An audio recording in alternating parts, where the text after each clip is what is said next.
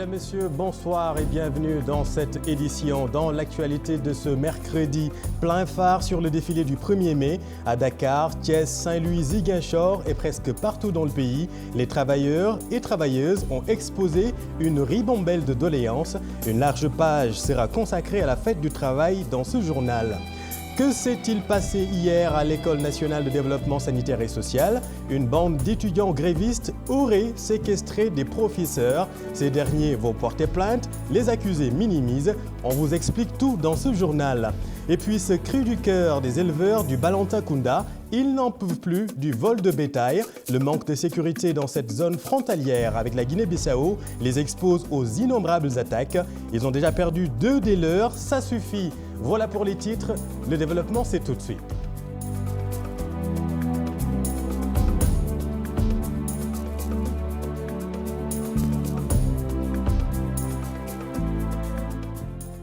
Augmentation des salaires, meilleures conditions de travail, les travailleurs et travailleuses se sont fait entendre en ce 1er mai. La traditionnelle remise des cahiers de doléances au président de la République a eu lieu au palais présidentiel. Nous y reviendrons avec notre reporter Habib Faye qui était sur place. La coalition des confédérations syndicales des travailleurs et travailleuses du Sénégal a tenu un grand rassemblement ce matin avant d'aller au palais. Cette convergence regroupe la CNTS, l'UNSAS, CSA, CNTS-FC et l'UDTS. Là aussi, les maîtres mots étaient conditions de travail et augmentation de salaire. Cher Diop. Tous des acteurs du monde du travail. Ils sont des 5 syndicats les plus représentatifs du Sénégal et se donnent la main pour parler des difficultés qui minent leur domaine d'activité. Oui, nous sommes en train de célébrer comme d'habitude la fête du 1er mai dans l'unité. Dans l'unité des grandes centrales syndicales du Sénégal, mais également dans l'unité et dans la détermination de l'ensemble des centrales syndicales pour faire face à cette situation nouvelle, à cette situation de 4e révolution industrielle dite révolution 4.0. qui remet en cause les règles actuelles du travail. Les 25% que les centrales réclament pour le privé, que ces 25% soient accordés pour les travailleurs du privé, que les conventions soient renouvelées. Les salaires, l'augmentation généralisée des salaires. Plusieurs problèmes soulevés, le ministre du Travail exhorte ses acteurs à s'investir davantage pour le développement du Sénégal. Il nous faut plus d'abnégation au travail. Il nous faut plus de rigueur. Il nous faut plus d'exigence sur nous-mêmes. Ce que nous voulons aussi lui rappeler, monsieur le ministre, c'est qu'il comprenne aussi qu'ils nous mettent en fait dans des conditions correctes. Le 1er mai, une journée importante pour les travailleurs. Autre grand moment, en ce jour, le dépôt de leur cahier de doléances auprès du chef de l'État. Nous avons intérêt, nous travailleurs, à se mobiliser, à faire face pour apporter des réponses qui humanisent l'économie. Que ce soit dans l'augmentation des salaires du privé, que ce soit aussi pour le système de rémunération dans le public et pour ce qui concerne globalement la protection au sein du milieu du travail. Et cette année, nous voulons qu'on s'assoie sur une table ensemble et réviser toutes les conventions, toutes les recommandations. Le devenir du mouvement syndical dans un monde en mutation. Le thème choisi cette année, ces syndicalistes souhaitent un meilleur traitement et plus de considération pour des lendemains meilleurs. L'empowerment des femmes dans le monde du travail, la précarité et parfois le manque de considération du patronat, entre autres requêtes des différents secrétaires généraux interrogés en marge de ce grand rassemblement par Cher Diop. Notre principale doléance est l'application immédiate et sans condition de la Convention collective des travailleurs du nettoiement, qui règle non seulement le statut des travailleurs, mais qui règle aussi le plan de carrière, qui règle aussi tous les dysfonctionnements qui existent dans notre secteur. On ne peut pas réformer une entreprise en excluant les travailleurs. Parce que quelle que soit l'expertise recherchée ou bien amenée dans l'entreprise, ça ne pourra pas prospérer sans l'implication des travailleurs. Pour qu'on nous insère dans les travaux publics. Il faut inviter l'État du Sénégal à accompagner ces travailleurs-là qui souffrent aujourd'hui relativement au régime indemnitaire. Nous avons constaté qu'il y a en fait des formes de violence dans le milieu du travail, mais également nous demandons à ce que les conventions qui sont ratifiées par nos États soient appliquées. Autre récrimination des travailleurs affiliés à la Fédération générale des travailleurs du Sénégal, la concrétisation du régime financier des collectivités locales, toujours pas au point alors que c'est prévu dans la deuxième phase de l'acte 3 de la décentralisation, entre autres difficultés soulevées par les travailleurs. Aïssatou Gueiba, Diafaraba. C'est un moment pour exprimer leur doléance en ce jour de fête. Des travailleurs et syndicalistes inquiets de leur situation, ils souhaitent un meilleur cadre de vie. Les marins en général, tu sais que la nourriture des marins, c'est 467 francs jour et qu'ils travaillent extrêmement dur, nuit et jour. Ils sont très mal barrés. La convention qui les régisse, c'est caduc, ça date de 1976. Nous avons beaucoup de difficultés par rapport à nos conditions sociales, particulièrement au niveau de la DIS où nous sommes. Parce que nous avons des camarades qui sont dans les régions, 15 personnes qui se partagent 2 chambres. Et aussi par rapport aux sécurités sociales des travailleurs. Au moment où nous courons derrière 2 trimestres des allocations pour les allocations familiales. Et aussi par rapport aux salaires, les patrons ont tendance de payer les salaires au-delà de 8. Un prétexte pour le secrétaire général des travailleurs du Sénégal pour mettre l'accent sur les problèmes présents dans le secteur. La réforme de l'acte 3 a été phasée. On a dit que la première phase concerne la communalisation universelle, donc les problèmes administratifs. Mais la deuxième phase, qui est pour nous la plus importante, parce qu'elle concerne le régime financier des collectivités locales, jusqu'à présent, elle traîne. Et je vais interpeller le chef d'État sur la question de l'habitat social. Vraiment, les travailleurs ne peuvent plus tenir le coût des loyers. On avait pris une mesure pour dire qu'on va abaisser le prix des loyers. Mais cette mesure, elle a été dévoyée. Le 1er mai, un jour de fête, une manière également de soulever les problèmes auxquels sont confrontés les travailleurs dans leur secteur. Ouais, la maire de Dakar est partie quant à elle faire la quête des doléances. Elle s'est déplacée pour aller rencontrer les travailleurs. Les préoccupations des travailleurs, justement, ne tomberont pas dans l'oreille d'un sourd. Suivons Soham Wardini. Nous faisons cette tournée, c'est pour écouter les doléances des travailleurs et apporter des solutions. Mais les solutions, c'est avec eux que nous allons les trouver. Les problèmes sont là, nous allons discuter. J'ai reçu le mémorandum, mais je l'ai reçu tardivement hier soir. Et je pense qu'avec tous les syndicats, nous pourrons ensuite discuter de tous ces problèmes et trouver les solutions adéquates. Puis 6 ans après l'incendie du bâtiment de Sandaga, les acteurs économiques attendent encore la réalisation du projet Nouveau Marché Sandaga. L'association And Taxawu Sandaga demande la réhabilitation de ce marché historique. Ils ont tenu un point de presse à l'occasion de la fête de travail. Mohamed Samb, Modou Diop. La fête du travail, au moment pour l'association And Taxawu Sandaga, qui s'associe à l'ensemble des acteurs de l'économie informelle pour étaler et exprimer au chef de l'État son lot de doléances. Monsieur le Président de la République, qui nous avait fait une promesse, qui a été vraiment très attentif à nos doléances et qui nous avait fait une promesse de réhabiliter le marché pour un coût de 5 milliards et de faire un rajout d'un centre commercial de R+5. La souffrance que nous endurions continue toujours parce que le désespoir est toujours là. Bon, la perte humaine ne cesse d'augmenter parce qu'on était à 27 morts. Aujourd'hui, on peut en ajouter un chiffre que je n'ose même pas prononcer. La situation actuelle que traverse le site de recasement au siège des acteurs économiques du marché Sandaga est remise en cause. Vous l'appelez site de recasement, mais moi j'ai l'habitude de l'appeler le cimetière. Parce que c'est un endroit qui n'est pas adéquat pour travailler. D'ailleurs, tous ceux qui ont essayé de reprendre leurs activités ont vu leurs efforts sombres dans le néant. Le secrétaire général de l'ATS de fustiger le fait que les sinistrés de l'incendie sont laissés à eux-mêmes. Les sinistrés, la moitié est mort. La moitié déjà est morte. Il ne reste que l'autre moitié. Parmi eux, moi je suis là, toujours. Mais on attend qu'ils nous accompagnent comme il ne veut pas être responsable. Parce que quand il y a un problème dans une famille, le chef de famille doit régler ce problème. Maintenant, le chef de l'État, ce qu'il doit faire, c'est accompagner au moins ceux qui ont subi des sinistres pour qu'ils puissent reprendre leurs activités.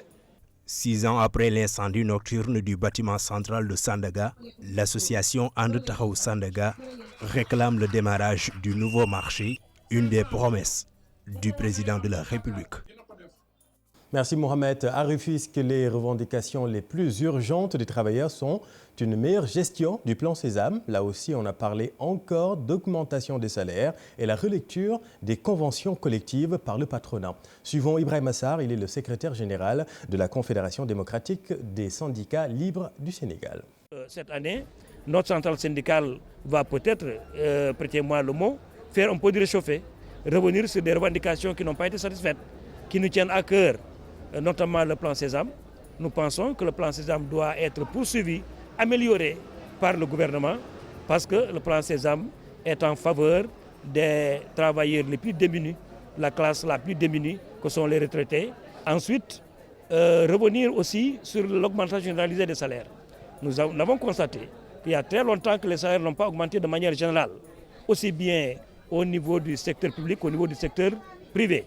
Le SMIC a augmenté, mais il a été augmenté d'une manière pas tout à fait normale. Parce que quand on augmente le SMIC, on doit se baser sur des paramètres. Nous avons aussi pensé qu'il faut revenir sur les conventions collectives, interprofessionnelles, même sectorielles. À Thiès, les syndicalistes ont regretté le non-respect des engagements de l'État, le non-respect des droits des travailleurs, la lancinante question des comités de développement de la santé nouvellement installés. Là aussi, la lancinante question des comités de développement de la santé nouvellement installés est aussi dans le panier de doléances. Chérante Diop, c'est la tière. Le 1er mai, fêté à Thiès par les travailleurs dans un contexte particulier. À la place du défilé, la coalition des syndicats s'était donné rendez-vous à la place Mamadou Dia pour une conférence. Les représentants des syndicats en ont profité pour égrener des doléances. Pour le secteur de la santé, il faut noter que c'est un 1er mai qui arrive au décours d'une longue lutte que nous avons menée au plan national, en rapport avec une plateforme que le SUTSAS avait déposée dans le cadre d'une association avec Andegesem, qui s'est terminée par une rencontre avec le chef de l'État et une promesse de rencontre et de règlement des questions au mois d'avril. Ce que nous continuons à attendre jusqu'à présent. La lancinante question des CDS, Comité de développement sanitaire, et le non-respect des travailleurs de la santé ont été également soulevés. Au plan local, ce qu'il faut retenir, c'est qu'il y a une multitude de luttes, ça et là, à travers la région de Thiès, à l'hôpital, à Khombole, à Mékhé, un peu partout. Et cela, le soubassement, c'est en fait ce que les gens ont appelé les CDS, dont la clé de répartition au plan communautaire pose énormément de problèmes. Pour laquelle question, nous l'avions évoqué devant le chef de l'État également, qui avait promis avec son ministre d'ouvrir des discussions sur la question. À ce jour, le ministre de la Santé refuse. Non seulement n'ouvre pas de discussion, mais tente de faire appliquer le texte au plan local, ce que les organisations n'accepteront pas. Ces travailleurs de la santé de Thiès affiliés au SUTSAS estiment que ce jour est un 1er mai de lutte ou de préparation de lutte. Le dragage de l'embouchure, la vétusté des écoles de Saint-Louis, le respect de la législation du travail dans les communes et les entreprises agricoles. Voilà ce qui constitue la farandole de complaintes des travailleurs de la vieille ville. Ousseynou Diop, Habib Seck. Saint-Louis a célébré la journée internationale du travail à la gouvernance. Ici, les travailleurs ont posé sur la table du chef de l'exécutif régional plusieurs doléances. Les secrétaires généraux ont rappelé au gouvernement son rôle de préserver l'intérêt de leurs membres qui travaillent dans les communes, mais aussi dans les entreprises agricoles. Dans les communes, les agents sont payés sur la base de la convention du commerce et que vraiment il y a un barème des collectivités locales parce que d'abord il y a la fonction publique déjà qui est mise en place. Mais malheureusement, ces employeurs ne veulent pas se conformer à la loi. L'occupation principale aujourd'hui, c'est la mise en œuvre ou bien l'accélération de la mise en œuvre de la convention collective de l'agroalimentaire. Comme vous le savez, le secteur agricole a toujours été régi par un arrêté ministériel qui date depuis 1961, une convention collective de l'agroalimentaire, permettant ainsi de revoir de manière considérable le barème agricole. Dans le domaine de la santé et de l'éducation, les syndicalistes sont confrontés à plusieurs problèmes. Les hôpitaux, les structures de santé croulent sous le poids des dettes. Donc depuis 2016, ces gens ne sont pas payés et effectivement, ça fait partie des revendications. la démocratisation dans le secteur, mais aussi assurer à ces travailleurs de meilleures conditions de travail. L'ensemble des écoles sont pratiquement en état de déliquescence très avancé et c'est des bâtiments qui menacent ruine. La fête du 1er mai est marquée par la présence des pêcheurs. À Saint-Louis, plusieurs syndicats se sont réunis pour le balisage et le dragage de la brèche. Le premier problème de la pêche au niveau de Saint-Louis, c'est le problème de l'embouchure. L'embouchure qui a tué entre 2003 et aujourd'hui plus de 400 pêcheurs. Ce qu'on nous dise par rapport au gaz, nous demandons la mise en place d'un fonds de compensation pour la pêche. Le gouverneur de Saint-Louis a promis de remettre les doléances acquises de droit pour une meilleure amélioration des conditions de vie des travailleurs de Saint-Louis. Merci Ousseynou. Et puis cette première à Tambacounda, là-bas, ce sont les travailleurs du village SOS des enfants qui sont descendus dans la rue. Ces travailleurs réclament une revalorisation des salaires et un plan de carrière rassurant. Moussa Omar Gueye, Amadou Djedjou. Pour la première fois, les travailleurs du village des enfants SOS Tamaro Touré de Tambacounda ont célébré la fête du 1er mai à travers une marche pacifique. Paiement des heures supplémentaires pour compenser les surcharges de travail. Intégrer les enfants des mères et tantes SOS dans la prise en charge médicale par l'IPEM. Diminuer le nombre d'enfants dans les maisons familiales jusqu'à 8. Revaloriser les salaires des travailleurs. Abdoulaye Bodian, le directeur du site et des programmes SOS Village des enfants Tambacounda, après avoir reçu le cahier de doléances, promet d'apporter une réponse positive. Demain, à partir de 10 h, je rencontrerai l'ensemble des directeurs de secteur. Revisiter ce document si vous voulez. Voir les points qui doivent être traités au niveau du site. Et faire des propositions. Ces propositions vont accompagner le cahier de doléances, ce cahier de doléances qui va atterrir au niveau central. Je le répète, c'est à 3 niveaux. Au niveau de vos directeurs d'unité, au niveau du directeur de programme, mais aussi au niveau central. Les travailleurs du village SOS des enfants ont marché plus de 7 km, laquelle procession a été encadrée par les policiers. À Ziguinchor, les travailleurs ont dénoncé le coût des matériaux de construction, l'insécurité qui règne en milieu scolaire. Les professionnels de la justice également se sont fait entendre avant de déposer leur cahier de doléances chez le gouverneur. Boubacar Diassi, Lamine Mordiang. En dehors des revendications traditionnelles de la CNTS, la nouveauté cette année, c'est que ces syndicalistes demandent à l'État de travailler à diminuer les prix du ciment et du fer, notamment dans la région de Ziguinchor. Cela va à l'intérêt des populations, parce que c'est difficile, le matériel de construction est excessivement cher. Ça, c'est pour permettre à chacun d'avoir un toit, au moins, parce que quand le matériel de construction est moins cher, je crois que ça permettra à chacun d'avoir au moins un petit toit où il peut habiter avec sa famille. Mais quand c'est excessivement cher, c'est difficile. Dans le même temps, le bureau national du SAEMS qui est à Ziguinchor dénonce l'insécurité dans laquelle travaillent les enseignants de la région. Le premier élément que nous avons relevé, c'est la question de l'environnement scolaire. Il y a des abris provisoires ici, à l'intérieur même des Ziguinchor communes. C'est inacceptable pour une école de qualité. Et non seulement il y a cet aspect, mais il y a la sécurité de l'enseignant aujourd'hui. Et ça maintenant, que ça soit dans la région de Ziguinchor ou partout au Sénégal, je crois que les enseignants en tant qu'agents de l'État administratif, il est important qu'on se rappelle qu'ils ont besoin d'une sécurité. Et par rapport au temps qui court, parfois un enseignant est agressé par un parent d'élève, il est agressé par un citoyen ordinaire. Et je crois que l'État a le devoir de veiller sur la sécurité du personnel enseignant.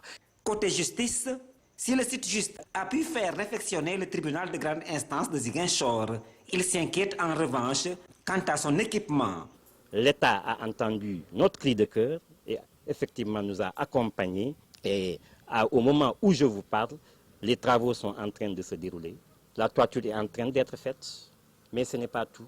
Nous demandons au niveau ministre de penser à la dotation en matériel informatique d'une part, immobilier d'autre part. Il faut dire que dans la journée, le gouverneur de Ziguinchor a reçu les centrales syndicales qui lui ont remis leurs différents cahiers de doléances. Guy Diouf a promis de les transmettre à qui de droit. Voilà ce qu'on pouvait dire sur la fête du travail. On en vient maintenant à cette affaire rocambolesque à l'ENDS. Hier, une dizaine d'enseignants auraient été séquestrés par des étudiants grévistes. Nous vous l'annoncions il y a quelques semaines. Certains étudiants réclament l'application du système LMD au sein de l'établissement. Il a fallu l'intervention du préfet de Dakar pour libérer ces enseignants qui vont porter plainte. Les étudiants accusés parlent, eux, d'un simple blocage de la salle des professeurs, différent d'une claustration selon eux. Aminata Mbaressaou, Tierno Laurent Mehdi. Ce sont les portes de ce bâtiment que les étudiants disent avoir fermées de 15h à 23h. Un blocage de la salle des enseignants pour empêcher le stage rural à des étudiants en première et deuxième année. On a fermé la porte du bloc des enseignants. Il se trouvait que leur bagage y était. Et c'était notre objectif encore, de fermer là-bas, parce qu'on ne voulait pas qu'elle ait l'accès au bâtiment, c'est-à-dire le bloc des enseignants. Avant de fermer même la porte, on a demandé à ce que les gens évacuent le bâtiment. Cette histoire de séquestration pollue l'atmosphère à l'École nationale de développement sanitaire et social. Entre étudiants et administration, les versions diffèrent. Il n'y a pas eu de séquestration encore une fois de plus. Nos enseignants, nous sommes désolés d'apprendre même cette nouvelle ce matin. Ils se sont levés et ils sont allés au niveau des médias pour nous diffamer. Ce sont des diffamations. Une fois de plus encore, nos enseignants nous diffament. On n'a séquestré personne. Une plainte est d'ailleurs annoncée par l'administration. Les mises en cause disent prendre acte. Prendre ça aussi. Nos enseignants qui sont censés nous soutenir se permettent de faire des sorties pour aller au niveau des médias et dire qu'ils vont nous porter plainte, je ne sais pas, demain. Et pour les répondre, je vais les dire tout de suite que nous sommes prêts. Nous allons même les accompagner à aller porter plainte demain. S'ils sont d'accord, qu'ils viennent ici, nous allons partir avec eux. Cette histoire de blocage des portes ou de séquestration fait suite à un mouvement d'humeur des étudiants. Depuis bientôt 3 semaines, ces étudiants à l'École nationale de développement sanitaire et social veulent une introduction du système LMD dans leur cycle de formation. Merci beaucoup Aminata. Cri du cœur des habitants de Balantakunda, c'est dans le sud. Le vol de bétail décime l'élevage. Des troupeaux entiers sont emportés vers la Guinée-Bissau. 2 bergers ont été abattus dans des attaques ces derniers temps. La tension est encore plus vive et les populations sont obligées de se faire justice elles-mêmes. Bakary Konté, Khalid Jamé. 2 bergers tués à Kossi et à Segafoula dans le Balantakunda. C'est la panique générale, c'est la psychose. Les voleurs de bétail armés jusqu'aux dents emportent des troupeaux entiers vers la Guinée-Bissau. Le cri de détresse, c'est dire que c'est trop. Il faut arrêter la barbarie. C'est un cri de détresse. Comme vous le savez, le sous-préfet l'a rappelé, la population du département de Goudomp est désarmée à cause du conflit. On n'ose même pas avoir une arme blanche, même le couteau. Le khalife général du Balantakunda, Cheikh Youssouf Diatta, déplore la situation. Il vient uniquement pour tuer et aussi détruire la population. Parce que quelqu'un qui s'en va pour voler des têtes, soit des bétails, peut-être avec les fusils de ça suffit. Mais il vient avec l'arme lourde pour nous déclarer la guerre. Informée, la plateforme des femmes de la Casamance s'est déplacée sur les lieux. Je lance un appel, et ça c'est un cri de cœur des populations. Un appel aux autorités sénégalaises comme aux autorités guinéennes de prendre vraiment en charge cette question du vol de bétail. Parce que ce que nous vivons en ce moment, ce que nous voyons, la manière que les populations sont en train de gérer elles-mêmes leurs problèmes peut tourner un jour au vinaigre et être dramatique. Et d'ailleurs, il y a eu mort d'homme déjà. Il ne peut pas y avoir de situation plus grave que cela. Le sous-préfet de Simbandi Brassou, Ousmane Sané, avance. C'est un problème très sérieux et aujourd'hui, si on n'y prend pas garde, alors les gens vont tenter de se faire justice eux-mêmes. Et là, si cela n'est pas pris en charge très rapidement, on va vivre même un moment de réarmement. Parce que de l'autre côté, les gens, en général, ils sont armés. Et ici, le processus de paix est tellement avancé que le désarmement a connu des succès. Et il ne faudrait pas que peut-être qu'on retourne sur des armements illégaux, en tout cas des armements locaux, pour en tout cas se défendre. Et là, ce sera regrettable. Les populations exigent le renforcement de la sécurité sur tout le long de la frontière entre le Sénégal et la Guinée-Bissau. Les ONG déroulent des activités dans la zone pour une bonne cohabitation entre les deux peuples. Nous pensons que la paix n'est possible qu'entre populations. Les autorités sont en recours. Quand on parle de recours, c'est quand on a évacué nos moyens internes endogènes de résolution de conflits. La tension reste très vive dans cette partie de la région de Sédhiou, le Balantacounda. Il est temps que l'État réagisse le plus rapidement possible avant que le pire ne se produise entre les deux peuples. Merci Bakary pour cette alerte. En Gambie, la première dame est dans de beaux draps. Elle aurait encaissé 35 millions de dalasi venant d'une compagnie chinoise. C'est une accusation du parti d'opposition GDC, Gambian Democracy Congress. Plus de détails, Alioune Badara Sonko. Ici, Gambian Democratic Congress est catégorique. La première dame de la Gambie, Fatoumata Baroba, doit éclairer la lanterne des Gambiens sur les 35 millions de dalasi de la République de Chine. Le GDC se dit choqué par le silence du ministre de la Justice dans cette affaire. Toutefois, il invite les députés à convoquer ce dernier devant le Parlement pour des explications. Pour rappel, une compagnie basée à Hong Kong a versé plus de 35 millions de dalasi dans le compte de la fondation de la première dame, Fatoumata Baroba. L'affaire avait suscité plusieurs réactions ici en Gambie. Jusque-là, aucune information n'a été livrée sur l'origine de ce montant. Merci beaucoup. C'est la fin de cette édition. Merci de l'avoir suivi. À suivre dans vos programmes ce soir, Faram Fatih et puis un peu plus tard, Ngonal avec sa mère et sa bande. On se retrouve demain pour le JT de 20h. Excellente suite des programmes sur la TFM.